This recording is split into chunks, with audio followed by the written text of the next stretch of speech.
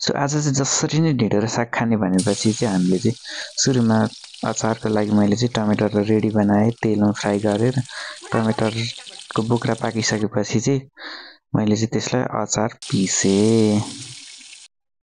मैले चाहिँ अचारमा चाहिँ अकबरे खुर्सानी, लसुन र नुन राखेँ र त्यो फ्राई गरेको टमाटरलाई चाहिँ मजाले पिसिदिएँ।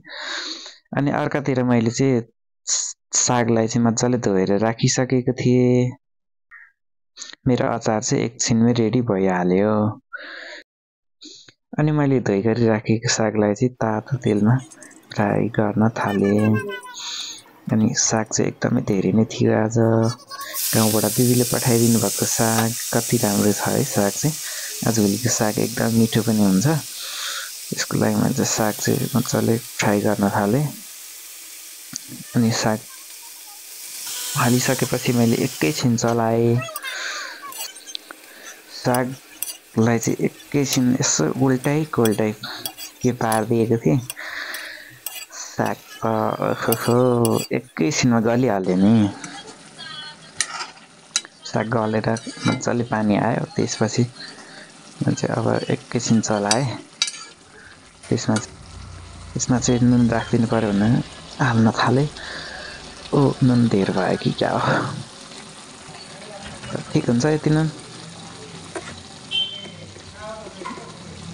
नुन राखेर अनि फेरि एकैछिन चलाइदिएँ। अनि चलाएपछि फेरि एकैछिनमा चाहिँ मैले पिठो एक मुठी मकैको पिठो राखिदिएँ। पिठो राखेर चलाएर छोपिदिएँ। अनि त्यसपछि फेरि थोरै जिराको धुलो राखिदिएँ र मजाले चलाएर छोपिदिएँ सागलाई। अनि अर्कोतिर चाहिँ मैले ढिँडोको लागि चाहिँ मैले पानी बसालिसकेको थिएँ र ढिँडो मकैको पिठो हाल्दै मैले चाहिँ मजाले ढिँडोलाई चाहिँ ओडाल्न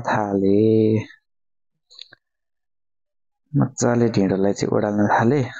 यो एकदमै मैदा आटा जस्तो पिठो थियो नि त, गाउँबाट पठाइदिनु भएको।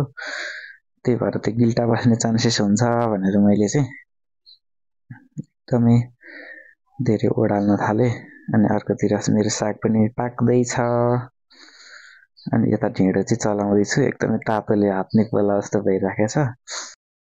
ला ढिँडोमा गिल्टा पो बस्ने हो कि भनेर मैले चाहिँ फेरि एक हातले कुकरमा समातेर मजाले चाहिँ ढिँडोलाई चाहिँ चलाएँ। त्यसपछि मैले चाहिँ एकैछिन छोपेँ। अनि फेरि एकछिनपछि बिर्को उगारेर चाहिँ ढिँडोलाई चाहिँ मजाले फेरि चलाउन थालेँ। त्यसपछि मेरो ढिँडो एकैछिनमा रेडी भयो। अनि मैले चाहिँ पस्किन थालेँ। मैले चाहिँ लजालु ढिँडोलाई थालमा राख्न थालेँ। सुरुमा एक पुन्यौ मात्रै राख्न थालेको, अझै खान्छु भनेर। अनि फेरि 2 पुन्यौ राखेँ, फेरि राखेँ मैले। अनि त्यसपछि यति भएपछि चाहिँ मलाई पुग्छ भनेर भने अनि मैले तरकारी राख्न थालेँ। उतातिर अर्को बुढीलाई पनि पस्किँदै थिएँ ढिँडो। बुढीलाई पनि ढिँडो पस्किदिएँ। त्यसपछि मैले चाहिँ कराई चाहिँ माथि किचनमै थियो। अनि मैले कराईलाई चाहिँ समातेर चाहिँ तल झारेँ कराईलाई चाहिँ। अनि त्यो मजाले पाकेको सागलाई चाहिँ झ्याम थालमा हाल्न थालेँ। थालमा सागलाई हालिसकेपछि सागलाई चाहिँ अर्कोतिर थालमा नि हालेँ। त्यसपछि मेरो चाहिँ अब काम भनेको चाहिँ अर्को अचार हाल्ने थियो। अनि अचारलाई मिलाएर झ्याममा हालेँ।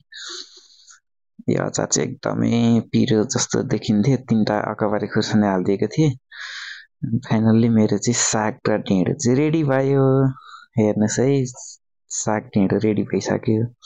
अब भिडियो कस्तो लाग्यो एउटा मिठो कमेन्ट अनि एक लाइक गरिदिनुहोस् है त।